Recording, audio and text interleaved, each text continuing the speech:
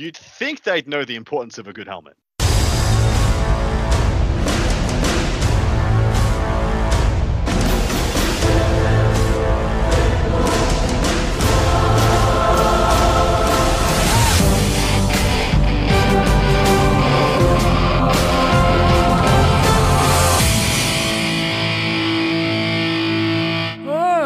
Webway has finally brought you here. Behold, Forge the Narrative.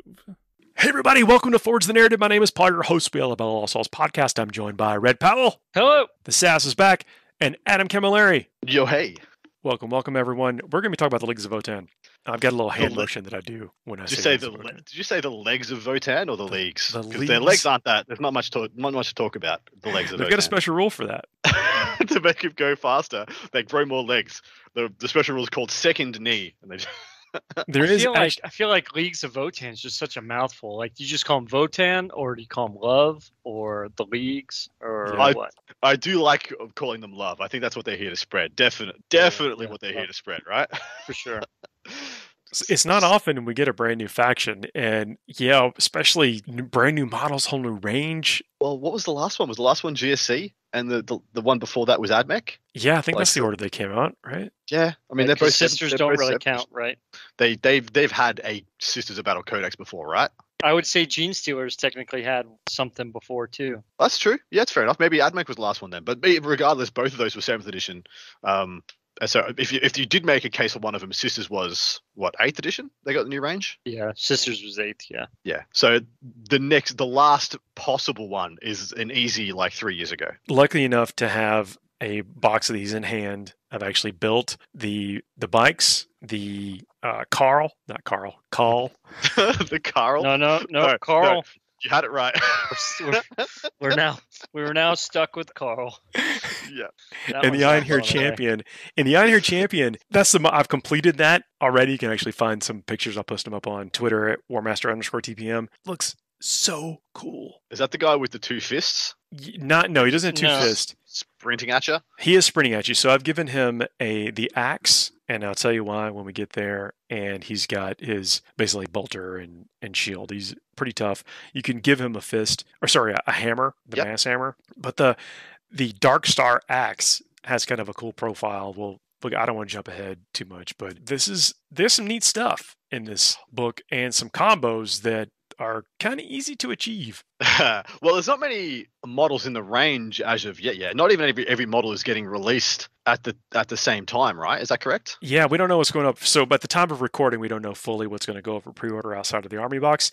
The Army Box comes with 20 Hearthcrane Warriors, a unit of the Pioneers, the bikes, and one basically High King. You can turn him into the special character or make him a generic character, and then the champion that we were talking about. By generic character, are we talking about Carl? Yes. Yeah, Carl. It's either special Carl or normal Carl. Yeah. Got it. Uthar the Destined, who will definitely be talking Carl with about. Destiny, or just regular Carl.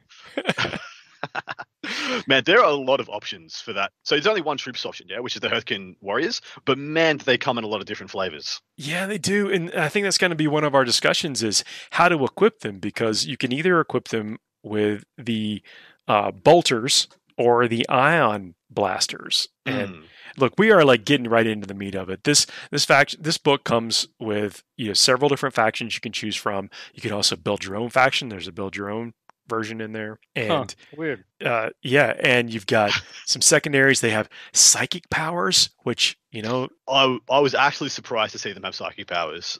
I don't know why I was surprised, because in fantasy, dwarves, which they are clearly not. They're their own thing. As a reference, we'll see reference by the way the lore and the rules play out. But dwarves aren't known for their magic, even space magic. Yeah, they're usually anathema. Jeez, I can't pronounce. Good one. No, keep the going. words. Try it again. Yeah, I will. I'll dig again. They usually don't like the magic-y, sparkly stuffs. They're usually against it. They like their sparklies to be dug out of the ground. But they have their own tree in here. I think some actually compelling things to take in the psychic stuff. And they've got a cool mechanic, which is the judgment of the ancestors. Yeah, this is essentially what we would call a mono-faction bonus, yeah? This is when you take 100% Votann and 100% of the same sub-faction, I'm assuming, you get access to this thing. Like, as it would be like for Crossfire for GSC or the Warp Storm table for Demons. Yeah, if you get the collector box, it does come with some tokens too, so it's easy to track this thing. Although, if you're doing this without that, I would definitely suggest getting dice that you do not roll for any, so completely different color dice than you would normally roll during your hits and wounds, so nothing gets accidentally picked up or what have you. But you can allocate these judgment tokens to units of your opponent's units, and they can acquire them through many different ways. And it's kind of neat, especially themey wise. So each time an enemy unit destroys a Votann unit, you can give them a judgment token. They gain a judgment token. Yep. Each time the enemy unit successfully completes an action, or a psychic action, it gains a judgment token. So, hey, I see you over there doing something. Take this token. Well, I just love it, the idea of like this wizened Votann just looking at you trying to like dig up the data scry, and like that's not how you dig, and just sitting there being judgmental, like just doing a bad job there. Also, my system for judgment tokens, I'd probably use some kind of book. I'm not sure what you would call this book of judgment, but I would probably use a book. Sounds like you're holding a grudge there. Yeah. I mean, that's, we kind of like, if it looks like a dwarf and it quacks like a dwarf, it may be a dwarf. It's a League of Votann.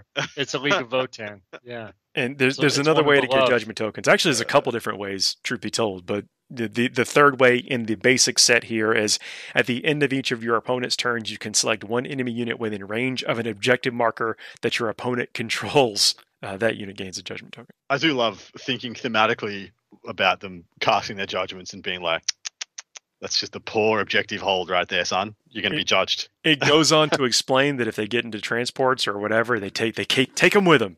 They never get rid of these judgment tokens.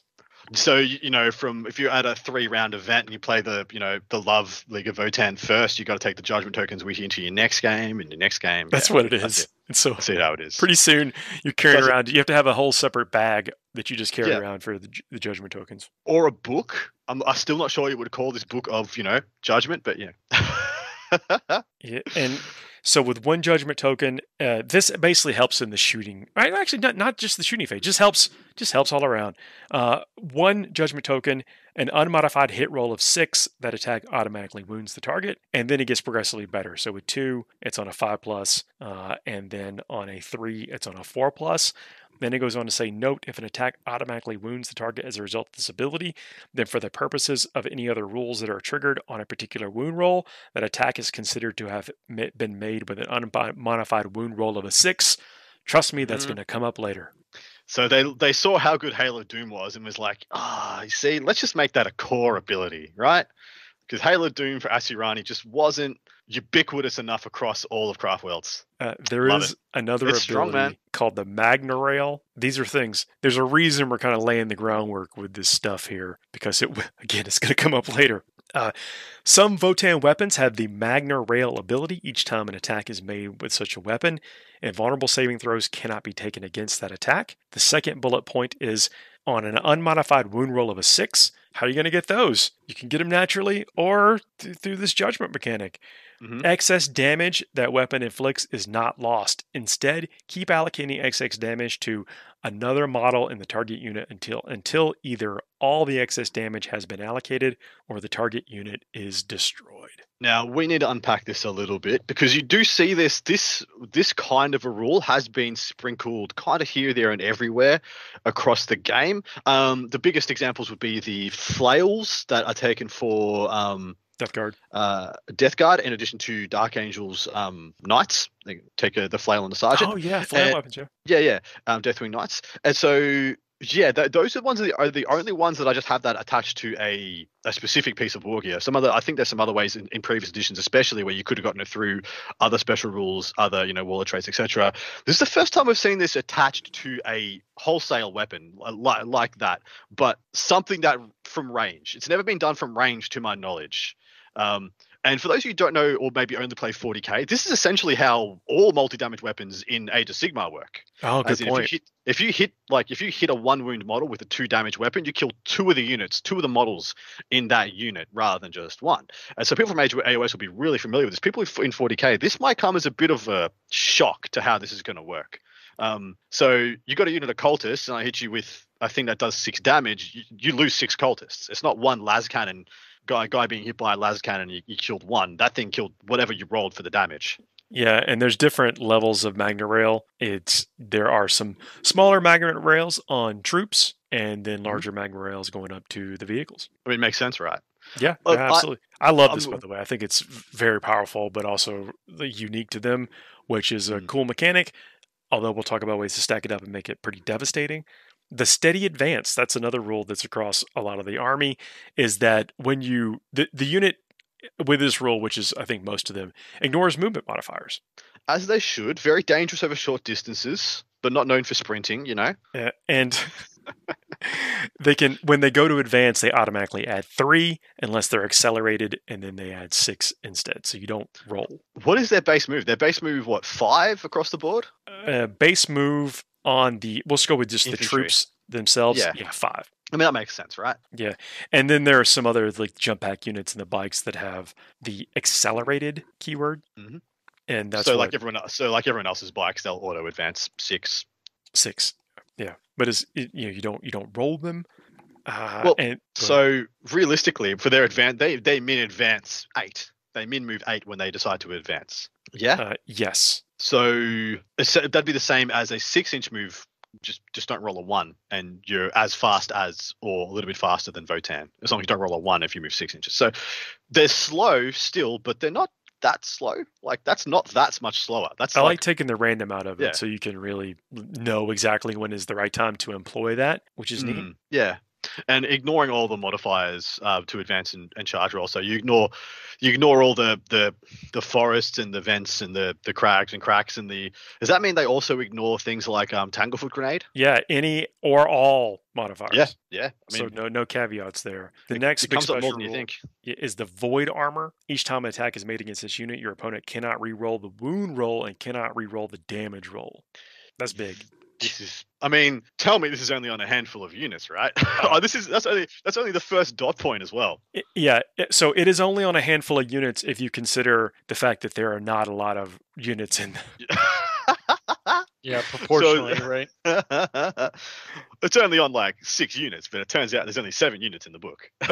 It's actually on all 7. But so the next bullet point is each time an attack is allocated to a model in this unit, the armor penetration characteristic of that attack is reduced by 1 to a minimum of 0. So very similar to the armor of contempt rule. Wait a second. So you're telling me the berserkers that are essentially like mostly naked, they're wearing pants? The berserkers, you're talking about the Scythonian berserkers that we've seen up on the Warhammer community site, which are shirtless and with fire, holding big weapons. I like to refer to them as the diminutive Sons of Horus berserkers. Thank you very much, because they come from Chthonian for some reason. I don't know. I think it's more of the definition of that word. Yeah. It is, and less a relation to the place. Someone please paint them as Sons of Horus, though. That'd be hilarious. But they have void armor. That's why do they get void armor? They don't have any armor. They have an armor save of a 6+. They're wearing a girdle and knee pad. And pants.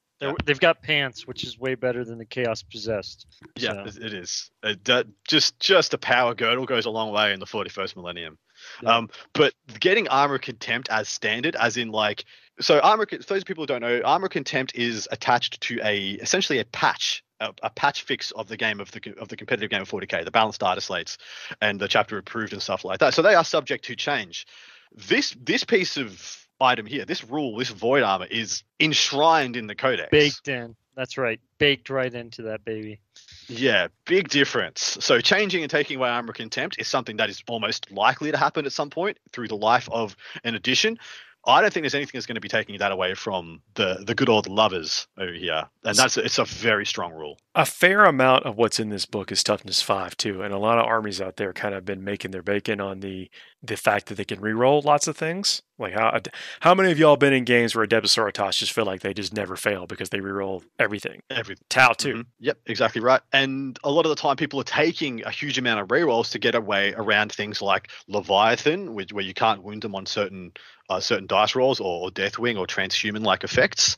And so this is just army-wide shutting all that down. Yeah. The Berserkers too, they have a feel no pain. So of course they're stouter than you might expect with their power girdles, their void girdles. Yeah. Void girdles. Yeah. But there's a lot. So I think the units are pretty designed pretty well. There's almost like I can think of a reason to take everything in this book, and it's going to be up to the generals to figure out how they slot them into their army, and it's also going to give like some replayability and some variance in between your games. I'm digging it, but well, hopefully we have time to get there in one show, although we'll probably cover it over the course of a couple of shows because brand new faction is going to be stuff to talk about. You're absolutely right. They essentially have got like your major food groups covered, as so to speak. Please, break down the food groups. Let's go. Yeah, you have your core of your army in a couple of different HQ choices, and this is just upon release and in the codex. This stuff could be expanded upon different editions, different codexes. You have your ubiquitous HQ. You have your elite troop, which essentially your devastator's equivalent. Was the core like the breads or the wheat? Yes, the carbs. Yeah, the carbs. Okay. The things that are the minimum required to make a meal, as in the minimum required to fill out an attachment, either a patrol or a battalion. Is the bread at the top or the bottom of the pyramid? The food. I think it's at the bottom. I think it's more of a. I was going to make it more of a pie, but here we are. You have you have all your major corners covered. You got your speedy bike unit. You have your devastator equivalent, being the guys with the strength 8 minus 4s. What are they called? Is it the pioneers? Pioneers are the bikes. It's the Hearthguard. Yeah, the Brohir Thunderkin are the devastator type stuff. Yep. And then you have the Thunderkin, then you have the bikes, you have your HQs, you have your big chunky ubiquitous. Think of it, so this is very similar to the initial Primaris release in the fact that it's got the major food groups. We've got a repulsor upon release. We have a Hecachunk, a Hecaton land fortress, your repulsor equivalent. We had Outriders, you've got the Pioneers, or whatever they're called, the guys on the bikes. That is the Pioneers. Right? Yep. You have your, Intercessors, we have our Hearthguard. Warriors. Like, it's just pretty much, this is the pattern of release, and it's cool. It's cool to see it done in a brand new flavor, but very similarly. The only one that's a bit aberrant to the others is the Repentia equivalent, which we don't see given out all that often in the Berserkers. And I can't remember if they have a fight on death, but we'll get there. They do. That's they right. automatically fight on death. Yeah. So that's right. Without even spending it, they just have it built into their data slate. So let's go through. There are 5 different HQs. One of them being the High Carl, which is Uthar the Destined, who comes from the Greater Thurian League. That is a specific faction. So you would have to be Greater Thurian League to take this character in your army. But let me tell you why you might consider it, especially as an early build, is because he has an ability, which is on the community site. You've seen it, the Ancestral Fortune, which is once per battle round, you can make a hit roll, wound roll, damage roll, or saving throw for this model or a friendly Greater Thurian League unit within 6 inches of them. You can change the result of that roll to a 6. For any rules purposes, this counts as an unmodified 6. So we've seen a combo. We've heard about unmodified 6s and what can be done. Yeah, so he just auto gives you just half kill or full killer thing every turn. So see that knight half dead this turn. To make that happen, you would need a judgment token on a unit, but because he also has a rule called and this is something that the regular call has, the Grim Efficiency. In each of your command phases, if every unit from your army is in the same league, excluding models that are on a line, you can select one enemy unit that is visible to the model. If you do so, that enemy unit gains 1 judgment token. Sounds strong to me. Yeah. Look over there. I'm judging you. Yeah, and he's also got an ability to reduce the damage characteristic, of anything coming in to 1. Mm-hmm. So he also on a 6 gives character, he gives Chapter Master rerolls. Yeah. Yeah, he does. Yeah. And Captain reroll 1s. He does a lot. He actually does a lot for your army. Yeah, but the only caveat there is that you do have to take him in that particular faction. Yeah, which is the scheme on the box art, right? It is. Yeah, the Greater Thurian. Yeah, I actually quite like their scheme. Is that we might talk about it later, but I'm wondering if that blue that they've got in the scheme is a new paint that we haven't seen. Because I'm trying to figure out what blue that is. It's not It's like it's somewhere between Incubi Darkness and Stegadon Scale Green. I'm not sure if it's a new mix, but I like that blue, whatever it is. I don't know if they've got a painting tutorial in the book here, but they are starting to put them up on the Warhammer YouTube page. A couple of them up there. And so he's 140 points, so twice the base points of what the non-name character is. Ordinary Carl. Yep. Yeah. Just Carl. It's just Carl. Just Carl. Both of them have don't need to hate him. a 4+ invulnerable save. They got the Void Armor, got the Eye of the Ancestors. Yeah, that's the one that lets them assign judgment tokens. Oh, so you can just take a war gear piece for just Carl. Well, no, that's a special rule. The Eye of the Ancestors is key to the judgment. Although, so equipping this, I've built this the character, the regular. I went with the non-named character because you want to open up some faction choices, and you get to choose whether you put the Vulcanite Disintegrator on him or a Combi Bolter, and then you get to choose versus basically what is a Power Fist or an Axe, and both of them are neg 3 AP. The axe is 2 damage. The fist is 3, but you have to neg 1 to hit. It's +3 strength. It's actually an interesting discussion because usually the power fist equivalent will be ×2 strength, whereas their one's a +3 strength. So that only puts them to strength 7.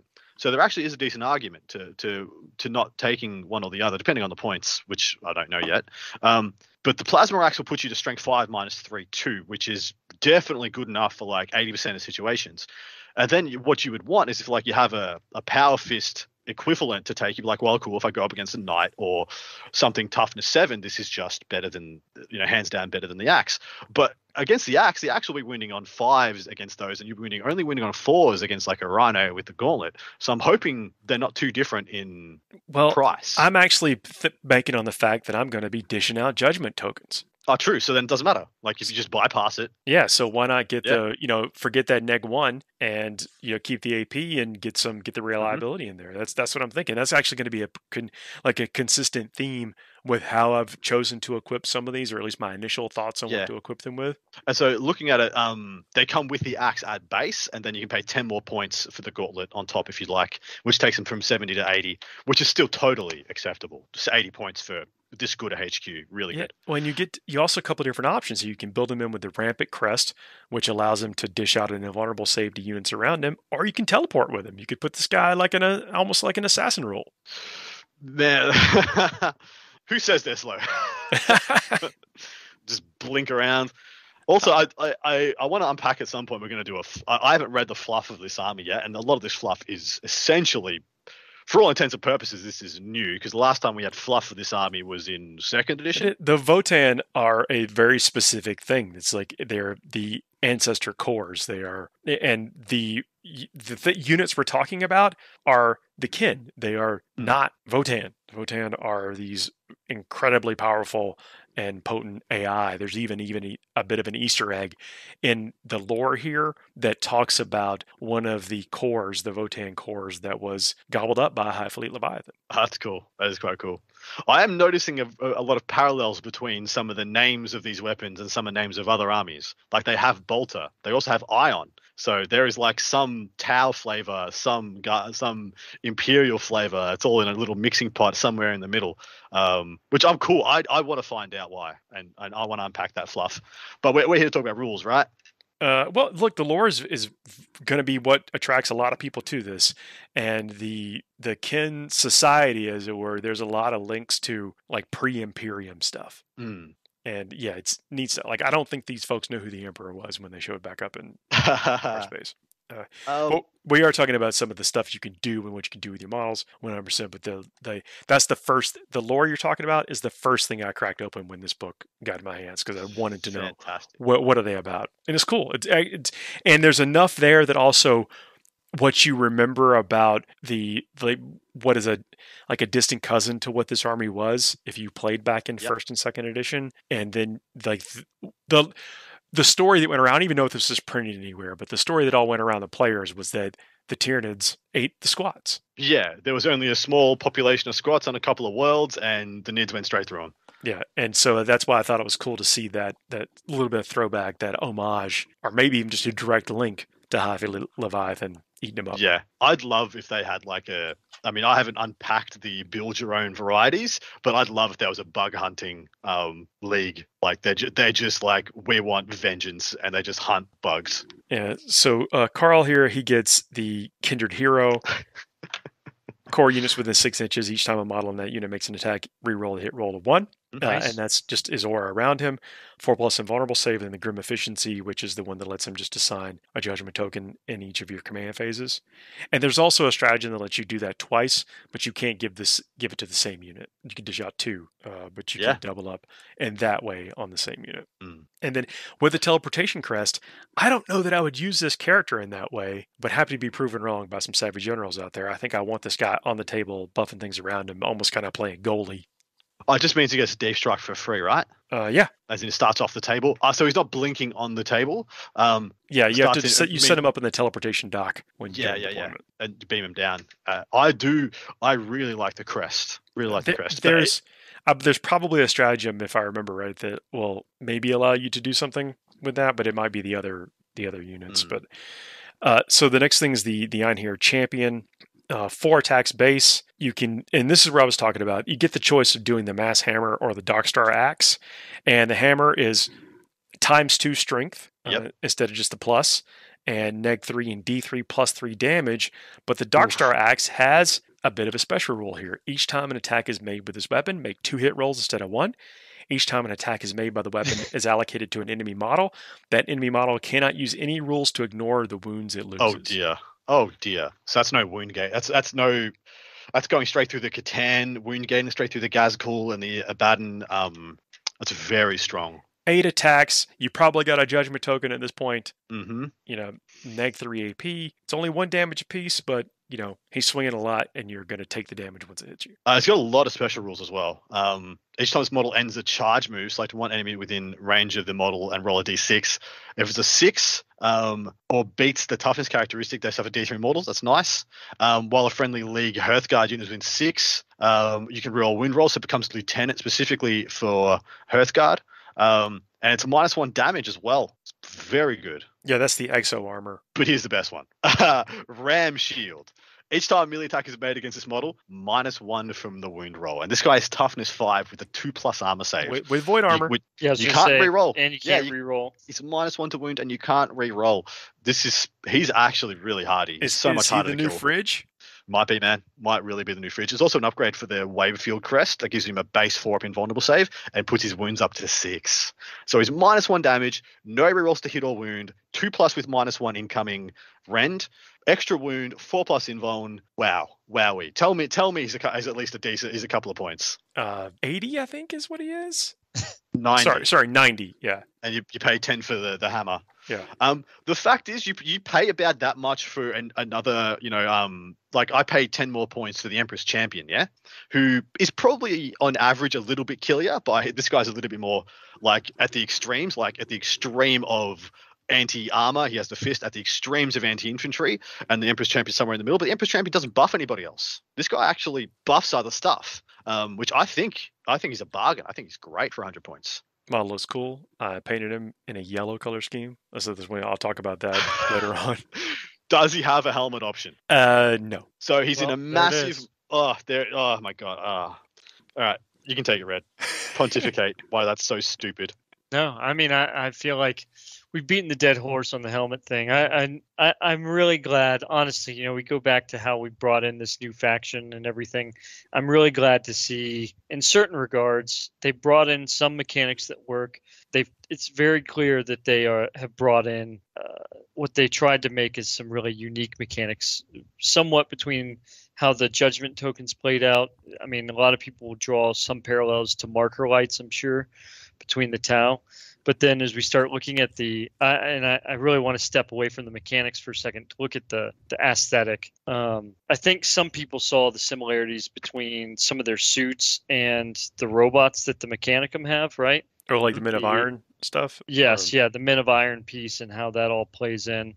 And so I think they've kind of seen that connection, and I think that's a good bridge. Oh, you're talking about the like the big robots that like in the plastic, the Castellan robots. Yeah, Castellan, yeah. So the Castellan robots versus the Men of Iron that the Votann have, along with the Votann void suits and their armor, and then they have the same kind of helmets that the Castellan robots visors are, right? Like it's like astronaut. It's real similar. Right? Yeah, very similar.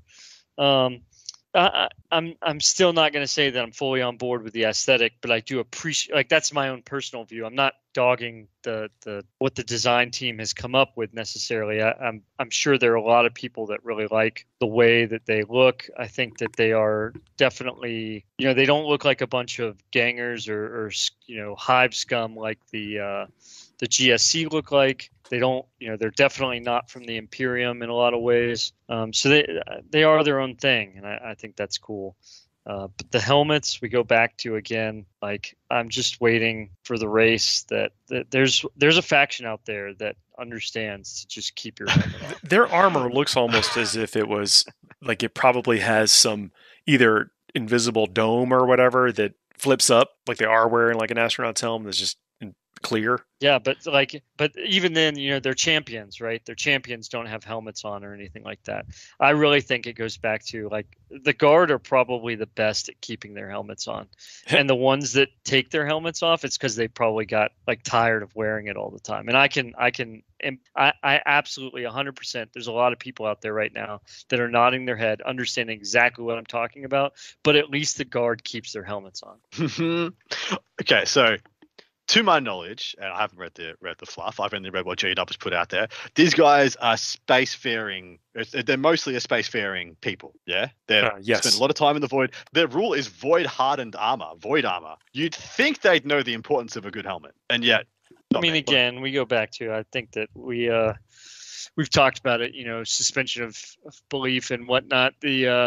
There's nothing saying that there isn't some kind of, like, invisible whatever field thing that, I'm not saying it's going to protect you, but at least allow them to, like, they can have it up and they can still, breathe or whatever. So, like, okay, I'll hold off on that one.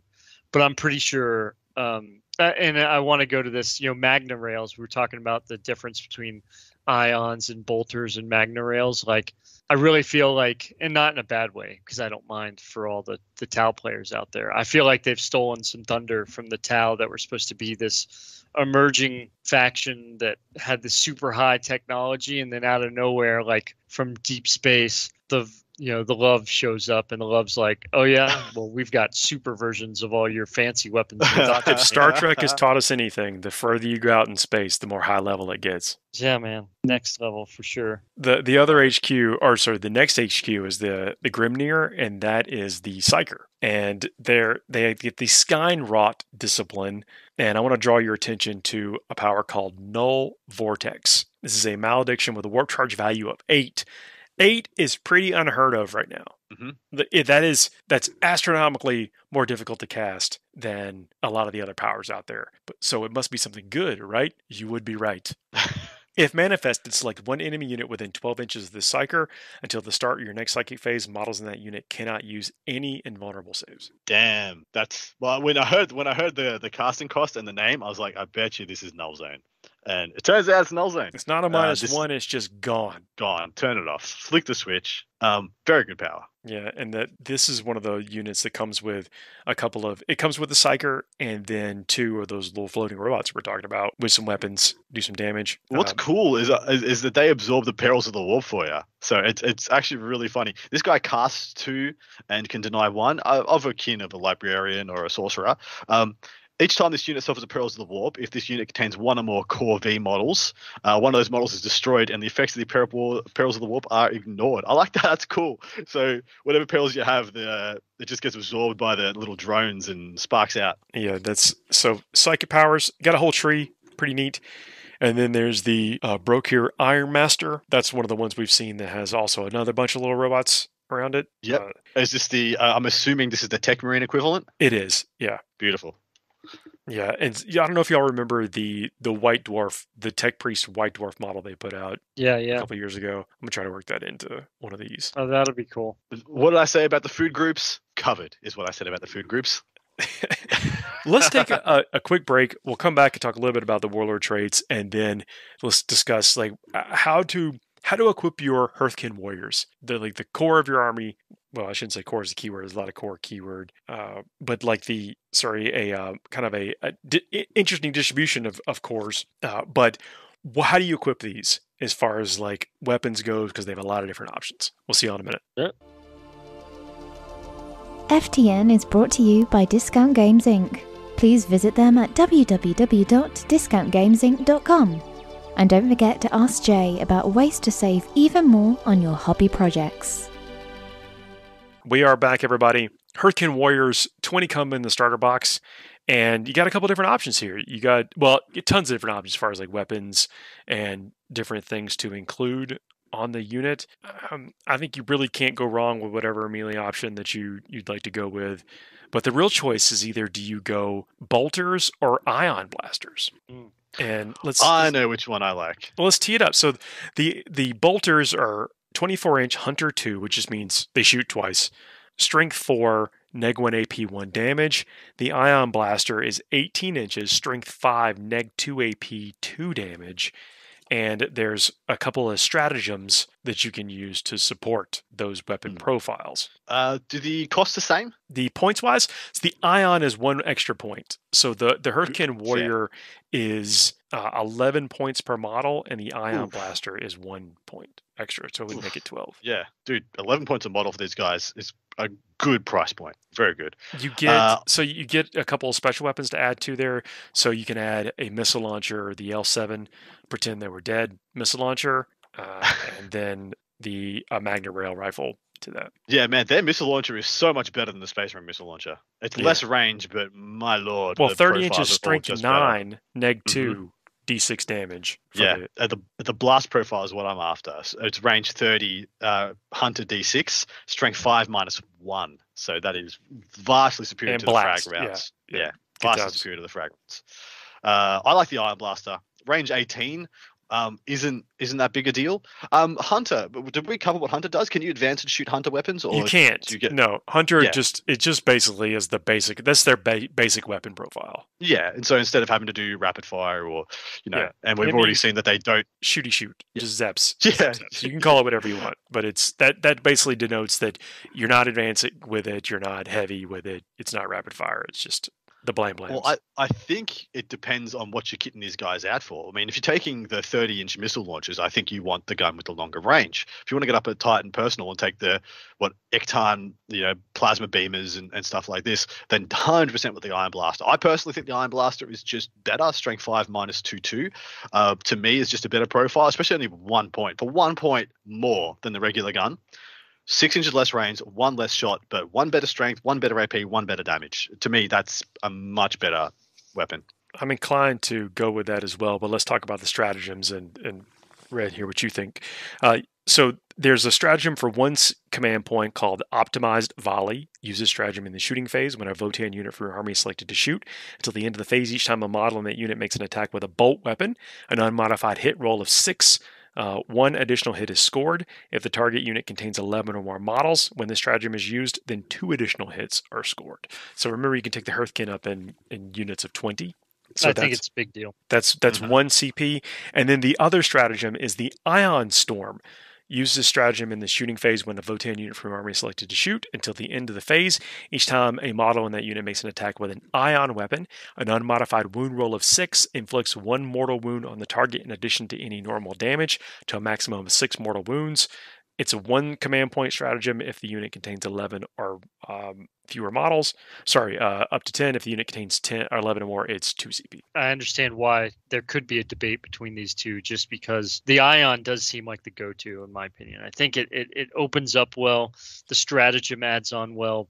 But I can really see the argument for the volume that comes out of the bolters. I mean, you imagine if you've got 2, and the models are so efficient for their points. If you have 2 20-man squads of this, and 1 was with the bolters and 1 was with Ion, I feel like you could handle a lot of things that are on the field right now in front of you. And like we said, I mean, most people in the current version of the game play with a battalion. You're going to have like a couple of squads of these guys. So I think specializing them makes a lot of sense. And it's the way it works. You can select up to 2 different options from the following list, and then if it contains 20 or more, then you get to select 2 more options. So that's why you could have a missile launcher and a rail, basically 2 4 special weapons. Yeah, So- it's important. We unpack this one. These guys have got like a data sheet akin to the Plague Marine. You know, when you open up the Death Guard book and you look at the Plague Marine data sheet, and it's just the whole freaking page of options upon options upon options. It's going to be. I think there is a case for just taking dudes with the ion plasmas and no upgrades, keeping them to 12 points a model, and just being like, yeah, cool, done. That's enough. And then I could also see the case for keeping them lean, keeping them mean, 10 guys sitting in the back holding your objectives with a couple of missiles just shooting down range. It's good. They've done a good job on this data sheet because it all makes a lot of sense to me. And they also get some special rules opened up to them. You can get a meta pack, which gives them the meta keyword, the multi-wave comms array, which gives them the comms keyword. These are important, which some stratagems and other things. And then the pan-spectral array, which gives them the scanner keyword. So there's obviously some stratagem support like we just talked about. But that scanner though, in addition to the keyword, also means that they ignore light cover when they shoot. So it's almost as if you're adding an extra rend to all their weapons, which is one of the keys I think to why I reckon ions are better. Because as soon as you get to -2 ignores cover, it's very, very strong. The medic keyword allows them to turn the first unfailed to damage to 0, but it also opens up the way to bring back models. So a 20 kin unit here where that is very difficult to take away, and then they bring back 3 models. Mm-hmm. And that's in addition, strong. The sergeant of this unit, Votann, has 2 wounds and comes with a 4+ invuln as standard. Just comes with a 4+ invuln. So you can just tank on that guy for as long as you can, then resurrect him if you've got a medipack. And also the medipack, in addition to giving you the keyword, zeros the first instance of damage, the first failed instance of damage. Yeah. So you could just try and roll those 4-ups until you fail the first one, 0 it, and then keep going on. Just keep rolling through. There's a huge propensity to spike. And then cool, you kill through the Thane, you kill 3 or 4 more guys. Cool, we're rezzing a bunch back because you've got a medipack, and you got to go through the 4+ again. That's Aldari shenanigans with the it is, man. 100%. I don't mind that at all. I think it's cool that you can have this kind of big, thick unit here with decent weapon options. And I am leaning towards the ion too, for like how to build out the gate. But I think that the bolter fire stacks up really well, especially when you go and factor in the judgment tokens. That's fair. So there is a case, depending on. But if you want a unit that's kind of self-sufficient and not relying upon that, I think you would lean more towards the ion. But if you've built kind of a judgment engine, then maybe the bolters are the way to go. Yeah, true. I mean, we're talking like the strength on these weapons matters all that much. You can just play in such a way that it does not. In fact, the Great Arthurian League, the one that Uthar's from, their whole shtick, their whole chapter tactic is that they count as having 1 more judgment counter on. Yeah. Right? They do. Right? Yeah. So I'm just reading that verbatim. Each time model with this custom makes an attack against a target that has 1 or more judgment tokens, the enemy unit is considered to have 1 more. So as long as you have 1, you auto wound on 5s to hit. Or you automatically bypass the 6s to hit auto wound and go straight to the 5s. Really strong when you just want to sprinkle everywhere. And you're right, that does make the bolt guns look a lot better. So talking about this medic keyword we were just discussing, and that they use the combat surgery, use this stratagem in your command phase, select 1 Votann medic unit from your army that is below starting strength and not within engagement range of any enemy units. Up to D3 destroyed models are returned to that unit. Fantastic strat. 1 CP. Oh. I was going to say, I mean, at least they don't have an apothecary, but yeah, they're all apothecaries. You build them in there. It's you pay a little for it, and the CP for it. But I think it is there, and there are 1 wound models. The rest of the rest of the unit is 1 wound models. But with the void armor, it's gonna be tough. They're a lot tougher than they look on paper, man. You look at the data sheet and you're like, this is fine. 4-up armor save, toughness 4, no problems. No rerolls. Essentially the same armor save as Marines. They have a 4+ base save, so not 3+. Well, I was about to say armor of contempt. If you're shooting them, it's funny that they're the same against a bunch of rend. Like, it doesn't matter that much because a lot of the time you'll have a 5+ invuln. If you want to have one, you can have one from any regular Carl can give you a 5+ invuln. So the 4+ whatever, it's only worse against small arms fire. It's the same or better against big arms fire. So yeah, I think they're really good. 11 is coming in at only 11 points a model. I mean, what's a Necron Warrior? Like, do we want to hurt people's feelings? I mean, you can't hurt that which does not exist. Adam. No, 13 points a model. 13 points. That's right. 260 points for 20 of them. Just to put it in perspective, also moves 5 inches, but we don't call them slow, do we? Same weapon skill, ballistic skill, same strength and toughness, same wounds. 1 point, so 2 points less. Your love warriors have 1 more attack and some less leadership, but the same save for 2 less points. Oof. Mind you, the guns aren't actually. I mean, 24-inch rapid fire 1 at strength 4 -1's not too dissimilar from the bolter for the warriors. I like the idea of this 20 going across the field, hanging down. And this is where I'd actually like to point out one of the Warlord traits here is that there is a Warlord trait called the Unrelenting Toil. While a friendly League core unit that is performing an action is within 6 inches of the Warlord, that unit can shoot without that action failing. Big deal. Very good. Very good. And necessary. I mean, there are some other nice Warlord traits on here, but, that might not be a bad one out of the gate. Can we talk about Horus's own Chthonian Berserkers for a moment? These are not Horus's Chthonian Berserkers. So, yes, we can. Somehow, the power girdle gives them strength and toughness 5. Just put it out there.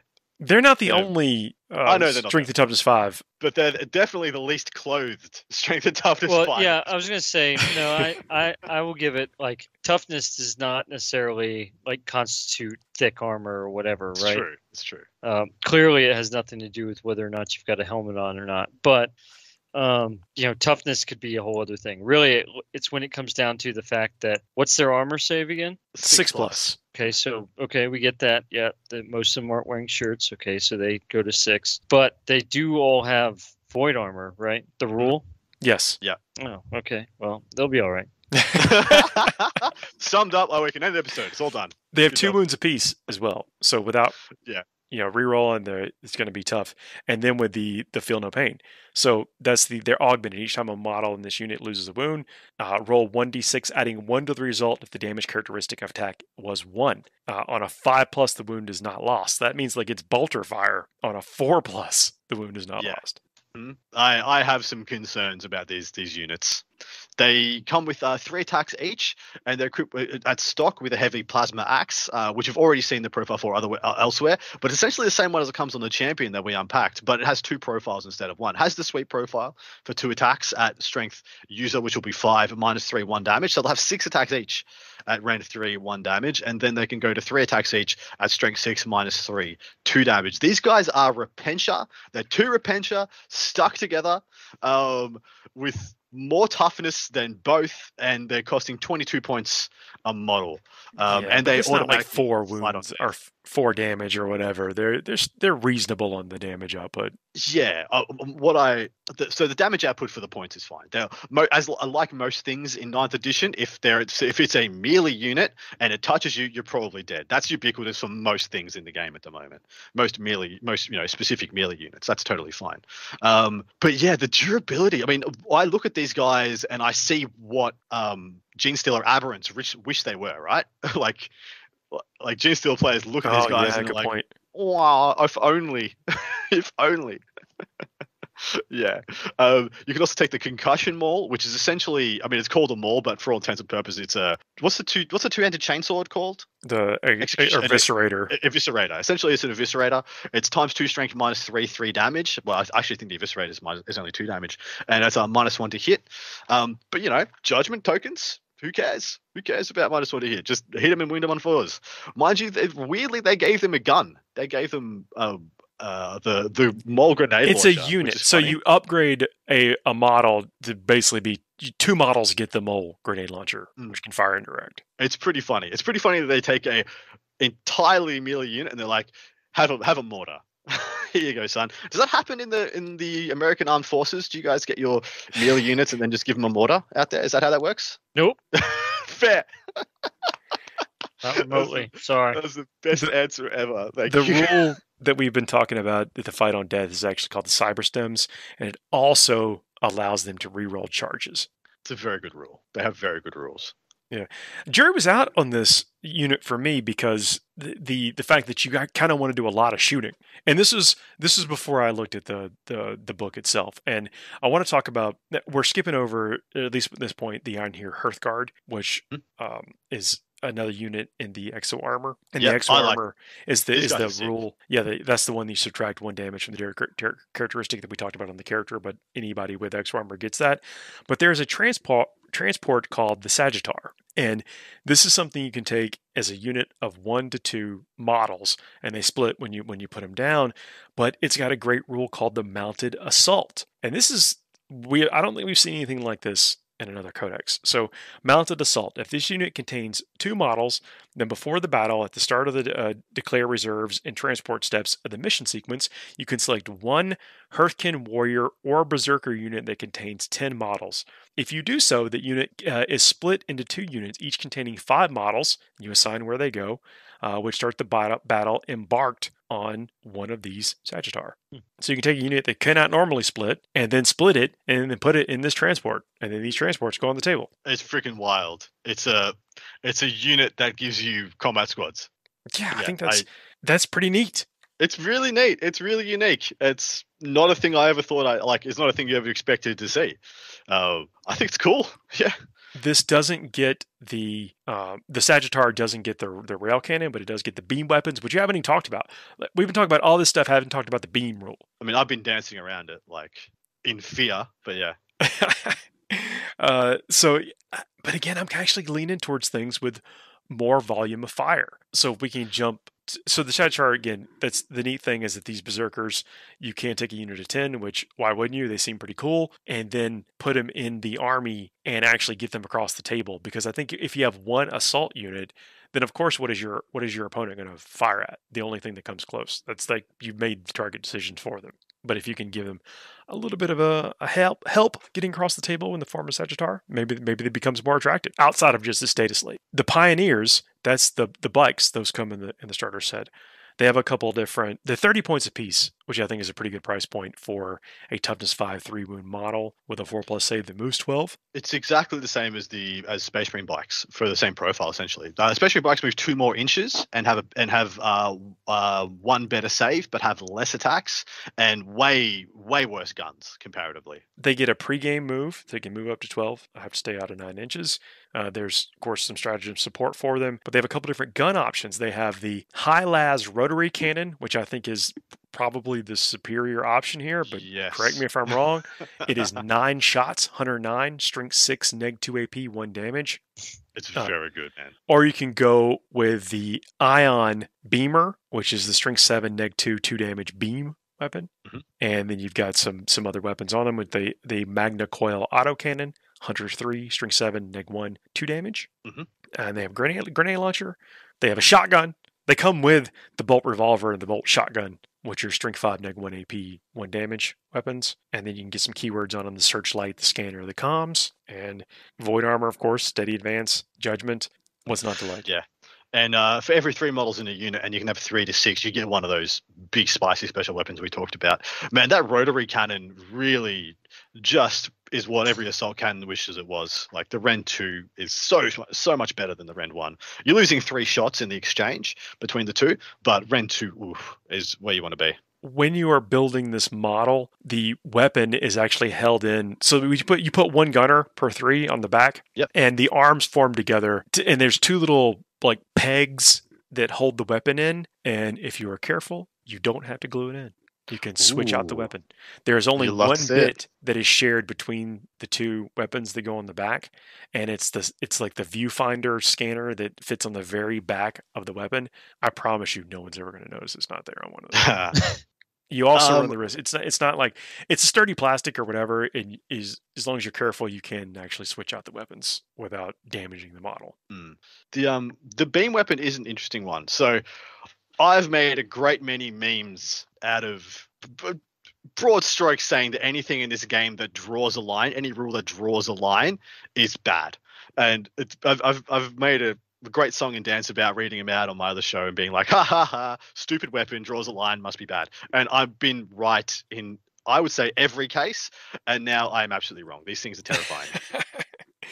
What do you want to summarize what the beams do? Well, they work very similar to how all the other ones are. You pick a model within range and you roll the hit against that model, then you draw a line from where the beam hit to your base, and everything that the line crosses gets hit by the profile. Takes a hit from the profile, so to speak. That's correct, yeah? Yes. But these profiles, wow. And again, when we just pointed out that the damage can bleed over as well on 6s to wound.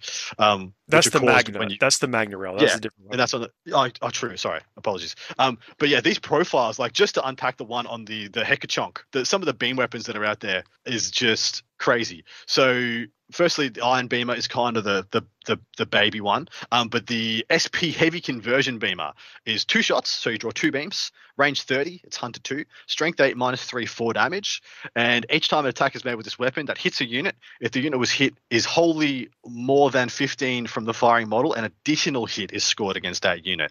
So 3 shots, like, strength 8, -3, 4 damage. Just land bang, bang, bang, bang, bang, bang. And you can have, I think you can have multiple of these per. We can only have one SP. I can have multiple of the small beam ones, the ion beamers, that are 2 shots, strength 7, -2, 2. So you can just rack up so many shots here, there, and everywhere. It's really going to be interesting to see which of these profiles take. There's a lot of competition here between the Magna Rail special rules, the beam special rules. Which ones are going to be fit for purpose? Which ones are going to be better for this meta, this environment, these matchups? I just think the beams are really good. For what they are, I wouldn't have thought they'd have such range. I wouldn't have thought they'd have 30-inch range on them. I thought they'd be much smaller, which is what we've seen from the vast majority of line drawing rules that aren't like orbital bombardment-esque rules. They're all been like, Mortarian's gun is a great example of a rule that draws a line. I think he's 12 or 18 inches. Yeah, Lantern I think is 18 inches. So yeah, I think the beams are. But it only is like 1 hit. These are 2 and 3 hits. Yeah, dude, 2 and 3 hits. It's a thing. It's a thing people are going to need to know. Yeah, and it's going to be a bit of a skill check, I think, for the Votann players as well. I do think that in the early days, if you take the Hecaton Land Fortress, that's what we're talking about, the Hekachonk, is the heavy Magna Rail Cannon is heavy 1, strength 14, neg 4 AP, 2d3 plus 6 damage with the Magna Rail rule. And if we go all the way back to Earthar the Destined and his ancestral fortune, so Grim Efficiencies unit to put a judgment token on him changes the hit roll of the Hecaton Land Fortress Magna Rail to a 6. Then that's 2d3 plus 6 damage going through. Yeah, man. No invulnerable saves with the Magna Rail, and neg 4 AP is going to get rid of a lot of AP, get a lot of armor out there. It's interesting to see where the Tau ended up getting it from. I wonder what they traded for such technology. Like, so let's think of what can 2d3. So 2d3 plus 6 damage. That is on average 8 damage, 8 almost 9. It'd be 10 damage on average. Yeah, average on 2d3 is a 4. Yeah, I guess. No, it's 1.5. If we go 9 damage, 9 damage, 9 damage kills most units outside of Space Marines. It really does. And also kills 9 cultists out of a unit of 10. Surprisingly, all the Dire Avengers people have been taken. Just because you only have that 5-up Aspect Warrior save, which you fingers crossed pray you get. Oh, look, you don't. Magna Rail says no. Yeah, and the Lightning Fast does nothing for you in this instance. Yeah. So that seems good, Seems good, my dude. I mean, so the Land Fortress is 230 points base, and that is that is the biggest Magna Rail. Most of the other Magna Rail stuff, like from the troops, is not that much damage. So there, as an example, the Hearthkin Warriors is just D3 plus 3. So 4 damage. 5 damage, not as spectacular as the 9, but still pretty good. I am of the opinion that this thing is going to be a problem. Just putting it out there. The Fortress or the Magna in general? The Fortress. I think the chassis is too good. I think that just the base chassis, the points is fine. 230 points for something that does this is fine. It's about the same as equivalents out there. Possibly a little bit under. I think it says more about things like the Repulsor Executioner being overcosted than it does about the Hekachonk being undercosted for the damage output that it does. Toughness 8, 16 wounds, 2+ save. That's the thing. The toughness 8 and 2+ save with void armor. Void armor, yeah. Cracking that 2+ is hard enough when it has essentially armor of contempt and toughness 8. Things like melters, it still gets a 5 up against a melter. but you're telling me your melters hit on 3s with no rerolls, wound on 4s with no rerolls, and then you still get a save against them. Killing these things is going to be so variable, and the turns where you line up all your big boys to try and take one of these things down and you miss, you're just going to lose a game, I think. And it's going to be, I mean, you talk about a knight, yeah, everyone knows kind of how many shots they need to go through a toughness 8, 20-ish wound, 4+ or 5+ in bomb. Because they're not getting an armor save. If you're shooting a gun that's going to kill a big knight, you're not giving them their freaking armor save unless you've got 1 wound left and you're just trying to kill them with a las gun because you're funny, and I totally did that. But that 2+ is a big problem. Is a big problem because that 2+ means they're taking a 4+ armor. They're taking another 50/50 against Rend 3, which is the most ubiquitous seen anti-armor profile is a Rend 3 profile, and usually it's strength 8 unless it's a las cannon or strength 9. So hitting them on 3s, no rerolls. If you're a marine, winning them on 4s, no rerolls. They get a 4+ if you rend 3 and 16 wounds, and you have ways to heal them through the HQ choice we've already covered. These things are good, man. These things are going to be, they might be a dominant piece in the table. So you think just put 600 points of Hecaton land fortresses on there and hope for the best? There's the full chunk, 600 points a chunk, yeah, for sure. I mean the model. I'm waiting to see the model in real life before I cast judgment, because I've seen some angles of it that I don't love. I've seen some angles of it that I do love, like the Taurox when it came out. But I look at this. I look at the points. I look at the weapons. I look at the defensive profile. I'm like, this thing can't be bad. Like, it can't be bad, right? Yeah, I mean, it's got a lot of guns. It holds troops. It's got a great weapon on its back that can be buffed by one of the characters you're probably taking anyway. Mm-hmm. Yeah, all its guns are good. What's not to like? Exactly right, man. What's not to like? It also has you can give the scanner keyword, which means it also ignores light cover. So all those guns, I mean, every gun, there's not a gun on this. There's not a gun you can take that's worse than AP2 on this thing. It's impossible. So whatever you take, it's AP2, probably get it to ignores cover, and you're just happy. Yeah. Yeah. I wonder if there are any true, like, wrong choices or just levels of correct with this weapon, with these weapons. So there's also we talk about the scanner and those words that open up other keywords. So the stratagem that opens off the scanner to Votann scanner is like an Auspex scan. It's 2 command points. Use a stratagem at the end of your reinforcement step. If your opponent's movement phase, select 1 Votann scanner unit from your army that is not within engagement range of any shooting units. That unit can shoot as if it were your shooting phase, but models can only target a single eligible enemy unit that has set up reinforcements within 12.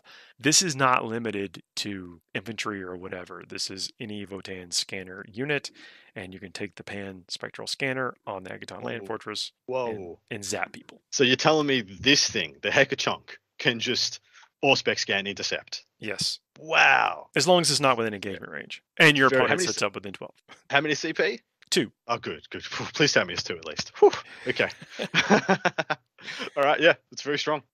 Yeah, here's another interesting one. So remember, we're talking about comms. You can get the comms on several units, and I believe including, the Pioneers.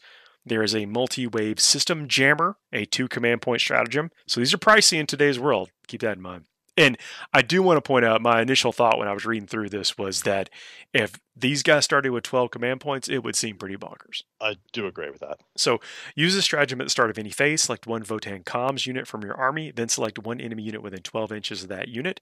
Until the end of the phase, the enemy unit cannot be affected by any aura abilities that units in your opponent's army have. Yikes.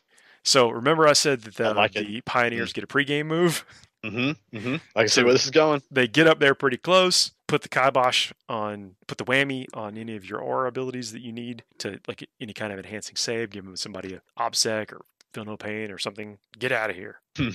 Really good, dude. Yeah. Turn off other people's, feel no pain auras and just kill them extra easy. Yeah, and we're talking about the bikers. I think the bikers, one, they come in the starter set, so people are going to have them, but people are going to want them too. There's another stratagem here called the Mag Riders. Use this stratagem in your opponent's shooting phase when a Votann biker unit from your army selects as a target of a range attack. Until the end of the phase, subtract 1 from the attack's hit roll. If that unit has advanced its previous turn, that attack hit rolls cannot be rerolled. So can't reroll hits. Okay. -1, can't reroll wounds. Yep. And shut off one of your auras. Mm-hmm. Now you invested 3 CP in that. That's a ton. But if you've got that moved up to 6 models, why not invest some CP into them? I think the bikes are one of the better units as well. In a book of really good units, I think the bikes are very good. Yeah. They can also Yeah. heroically intervene if necessary. No, I will probably not do that often. There are only 3 attacks with like no melee weapon. No, there is a rule though that the familial loyalty, which allows a Votann infantry or Votann biker unit to heroically intervene as if they were a character. Doesn't give you that extra range. This is not one of those that gives a 6-inch. So I mean I want to scratch the surface. We talked about a lot of units, a lot of cool stuff. We have not talked about what you can do with everything. But this is a really nice book. Yeah, it's a very nice book. They've done a lot with very few data sheets. I've heard a lot of this book is too good, this book is too slow. Why are they so tough? Why are they so extra X, Y, Z? I'm just gonna wait and see. Yeah, well, what's going to happen over the next few days or the few weeks? Some of the best players out there are going to jump on the Codex, and I don't want to say take advantage, but they're going to kind of live in the newness of that other players are not going to expect what's coming. That's one of the reasons we talk about it like this, so we can kind of prep people for what's coming out there. Get the info out there, yeah. And there are things like this will have an impact on the meta of what you're seeing at your local game store or at tournaments if you go to tournaments. So there's going to have to be an adjustment. So Red, when there's like an information or knowledge gap, is there a formal term for that? Because we're going to be living in that for the next couple of weeks with this book. Right. And so gaps are definitely it. And what we really go with is that in terms of not having facts, right? We call what leading up to that, what we need to verify, we call them assumptions, right? That's legitimately how we look at it in a system as we're trying. We're talking about the players that are going to be on the other side of this, not knowing what to expect, not adapting their armies yet to what this codex is bringing. Right. And so as that player, you walk into it and you're looking across the table at the love, right? And you have to make assumptions. You are assuming that it plays like your army, that it plays like Space Marines, that it plays like you can't confirm it until it starts to play out. And so that's one of the things as we go into and where we're anticipating an enemy situation. We make a lot of assumptions on how they operate based off of what we do know. Clearly, if you're a new player or you're a player going into playing up against the love and you haven't had an opportunity to really look at or review it, I think even if you were to just read it, it's still not the same as experiencing it, right? It's still not the same as actually having to react to everything that they're going to bring to bear. And I would say to what you started saying, Paul, that those players against the love are going to have to really work through it. Only through that experience will they really figure out all those combos that are going to be inflicted against them. And so in the meantime, you're just stuck. Okay, I know this rule happens. I know this happens. I know there's these whole litany of stratagems, but I would argue this is what new players go through in all cases. I think that it's many of the seasoned players, the ones that have been playing and already played through many other factions.